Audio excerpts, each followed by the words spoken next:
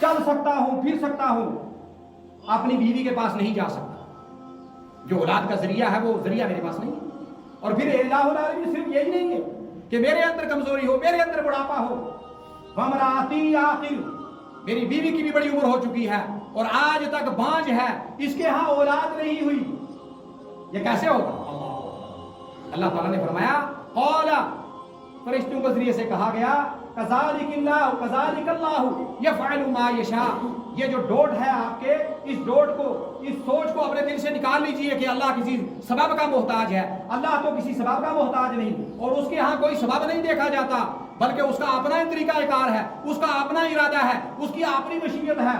کذالک اللہ یفعل ما یشاء. اللہ رب العالمین جب کسی کام کا ارادہ فرماتا ہے تو سبب نہیں دیکھتا. ظاہر میں کچھ بھی نظر آئے، ظاہر آپ کو ناکامی نظر آ رہی ہو، تو اللہ رب العالمین کے پاس وہ پاور ہے، وہ طاقت ہے کہ وہ ظاہر دکھائی دینے والی ناکامی کو کامیابی میں بدل دیتا ہے.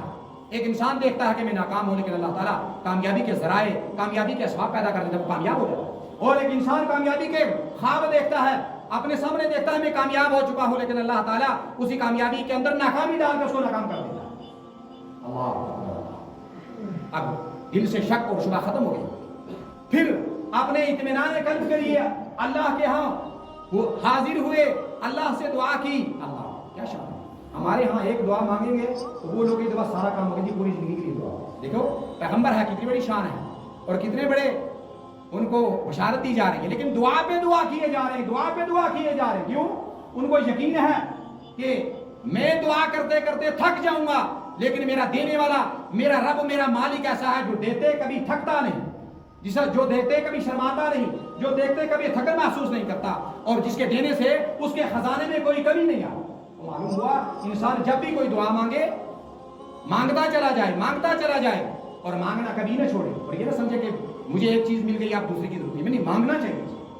اللہ سب کو توفیق بخشے. تو فرمایا الہ العالمین آپ کی بات پر، آپ کے فرمان پر مجھے یقین کامل ہے، لیکن اطمینان قلب کے لیے، اطمینان قلب کے لیے، دل کے سکون کے لیے، دل کے ایمان کو مضبوط کرنے کے لیے میری ایک اور عرض ہے، میری ایک اور دعا ہے. کیا ہے؟ قال رب اجعل لی آیہ. کیا شان.